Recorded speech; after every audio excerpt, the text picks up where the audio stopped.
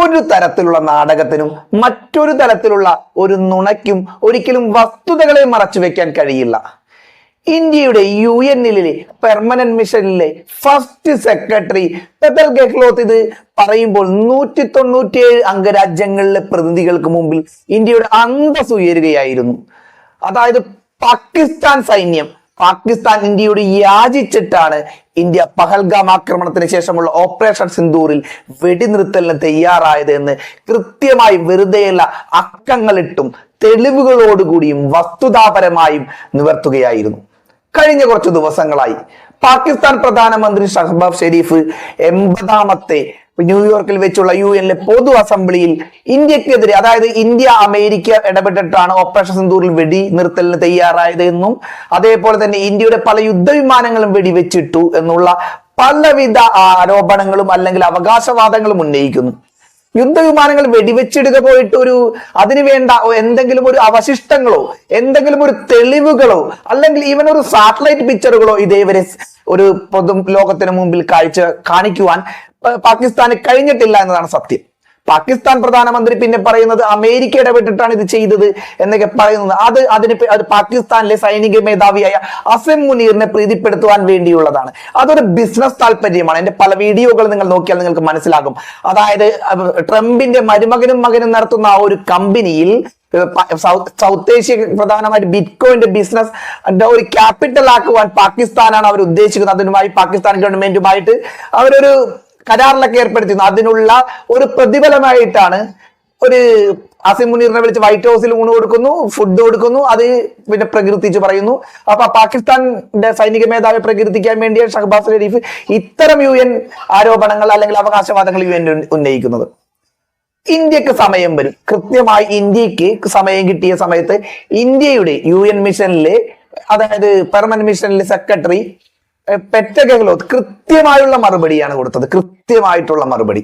ആ മറുപടി കേട്ടാൽ എന്തല്ലോ കൃത്യമായി, അതായത് ഇന്ത്യ ഒരു ലോകത്തിലെ ഏറ്റവും വലിയ ജനാധിപത്യ രാജ്യമാണ്. നമ്മൾക്കിവിടെ നിയമപരമായി പല അവകാശങ്ങളുണ്ട്. പത്രപ്രവർത്തനത്തിനുള്ള അവകാശം, നമ്മൾക്ക് നിയമവിധേയമായി സമരം ചെയ്യുവാനുള്ള അവകാശം, അതേപോലെ തന്നെ നമ്മൾ ഒരിക്കലും ഒരു ക്ലാസിഫൈഡ് ആയിട്ടുള്ള രഹസ്യങ്ങൾ ഒഴികെ ബാക്കിയെല്ലാം നമുക്ക് ഗവൺമെന്റിന്റെ കാര്യങ്ങൾ അറിയാൻ പറ്റിയ നിയമങ്ങളാണ് നമ്മുടെ രാജ്യത്തുള്ളത്. നിയമങ്ങൾ അനുസരിച്ച് തന്നെയാണ് നാം ജീവിക്കുന്നത്. അപ്പോൾ നമ്മൾ ഭയങ്കര ട്രാൻസ്പെറന്റ്, ക്ലിയർ ആണ് ഇന്ത്യയുടെ വിദേശ നയം. എന്തെങ്കിലും ഒരു സൈനിക ആക്ഷൻ ഉണ്ടായാലും ഇന്ത്യ, അത് പഹൽഗാം ആക്രമണത്തിന് ശേഷമുള്ള ഓപ്പറേഷൻ സിന്ദൂർ അടക്കമുള്ള കാര്യങ്ങളിൽ ഇന്ത്യ വന്നിരുന്നു കൊണ്ട് പ്രസ് മീറ്റിൽ ലോകരാജ്യങ്ങളോട് മറ്റുള്ളവരോട് കൃത്യമായി ഇന്ത്യ എന്താണ് ചെയ്തതെന്ന് വിളിച്ചു പറഞ്ഞിരുന്നു. അതിനുള്ള തെളിവുകളും ഇന്ത്യ ഹാജരാക്കിയിരുന്നു.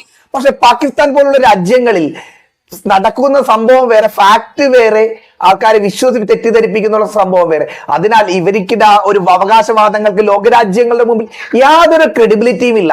പക്ഷെ അത് പറഞ്ഞു പോകുവാൻ കാര്യം എന്താണെന്ന് പറയുമ്പോൾ UN-ലെ ഈ 197 രാജ്യങ്ങൾക്ക് മുമ്പിൽ വെച്ചിട്ട് നമ്മളുടെ UN-ലെ സെക്രട്ടറി പറയുകയാണ്, നമ്മുടെ പ്രതിനിധി പറയുകയാണ്, ഇന്ന കാര്യങ്ങളാണ് സംഭവിച്ചിട്ടുള്ളത്. അത് എന്തൊക്കെയാണ് നമുക്കൊന്ന് പരിശോധിക്കാം, കൃത്യമായി പരിശോധിക്കാം. അതായത് ഏപ്രിൽ 22 പഹൽഗാം ഭീകരാക്രമണത്തിന് മറുപടിയായി ഓപ്പറേഷൻ സിന്ദൂർ ഇന്ത്യ നടത്തിയിരുന്നു. പാകിസ്ഥാൻ എന്താണ് ചെയ്തത്? പാകിസ്ഥാൻ സൈനിക മേധാവി ഇങ്ങോട്ട് വന്ന് നമ്മളോട് യാചിക്കുകയായിരുന്നു. ഇതിനുള്ള തെളിവുകൾ എന്താണെന്ന് അറിയുമ്പോൾ നേരത്തെ തന്നെ പാകിസ്ഥാന്റെ വിദേശകാര്യമന്ത്രി ഇഷാഖ് ദർ അൽ ജസീർ എന്ന ചാനലിനോട് ദോഹ ആസ്ഥാനമായി പ്രവർത്തിക്കുന്ന അറബ് രാജ്യങ്ങളിൽ വിശ്വസനീയമായ ഒരു മാധ്യമ സ്ഥാപനമാണ് ഈ പറയുന്ന അൽ ജസീർ, അതിനോട് പറഞ്ഞിരുന്നു അമേരിക്ക ഇടപെട്ടിട്ടില്ല, നമ്മൾ ഇന്ത്യയോട് അങ്ങോട്ട് പറഞ്ഞു, അതുകൊണ്ട് ഇന്ത്യ ഞങ്ങൾ ഉഭയകക്ഷി ചർച്ച പ്രകാരം ഞങ്ങൾ ഇത് അവസാനിപ്പിച്ചു. ഇത് അദ്ദേഹം അവിടെ മാത്രമല്ല, ഒരു 2 മാസം മുമ്പ് പാക് മാധ്യമങ്ങളോടും പറഞ്ഞിരുന്നു. ഇതേപോലെ തന്നെ ഇന്ത്യയുടെ, അല്ലാതെ അമേരിക്കയുടെ സ്റ്റേറ്റ് സെക്രട്ടറി മാർക്കോ റൂബിയോ വിളിച്ചിരുന്നുവെന്നും പക്ഷെ ഞങ്ങൾ ഇന്ത്യയുമായി നേരിട്ട് ഇതിന് പോവുകയാണെന്നും അവരിടപെടലിൽ ഇഷാഖ് ദർ പറഞ്ഞിരുന്നു. ഇവർ തോന്നിയതുപോലെ തോന്നിയ സമയത്ത് പറയുകയാണെന്നേ. അപ്പൊ ഇതാണ് പറഞ്ഞത്, നേരത്തെ തന്നെ ഇവർ യാചിച്ചു എന്നുള്ള തെളിവാണ്. ഇന്ത്യ കൃത്യമായി അവരുടെ കാര്യങ്ങളൊക്കെ ചെയ്തതിനുള്ള ഇതുണ്ടായിരുന്നു. അതായത് UN-ലെ പൊതു അസംബ്ലിയിൽ വെച്ച് പറഞ്ഞത് പ്രകാരം ഈ ആക്രമണം നടത്തിയത് ലഷ്കർ-ഇ-തോയ്ബയുടെ ഒരു ബന്ധമുള്ള TRF എന്ന് പറയുന്ന ഒരു സംഘടന ഇതിന്റെ ഉത്തരവാദിത്തം ഏറ്റെടുത്തിരുന്നു. ഏപ്രിൽ 22-ാം തീയതി ഈ ഒരു സംഭവം നടന്നിട്ട് ഏപ്രിൽ 25-ാം തീയതി പാകിസ്ഥാൻ UN-ൽ വന്നിട്ട് അവരെ സപ്പോർട്ട് ചെയ്യുന്ന, ഭീകരവാദത്തെ സപ്പോർട്ട് ചെയ്യുന്ന നിലപാടാണ് എടുത്തതെന്നും പുള്ളിക്കാരത്തി അവിടെ വെച്ച് പറഞ്ഞു.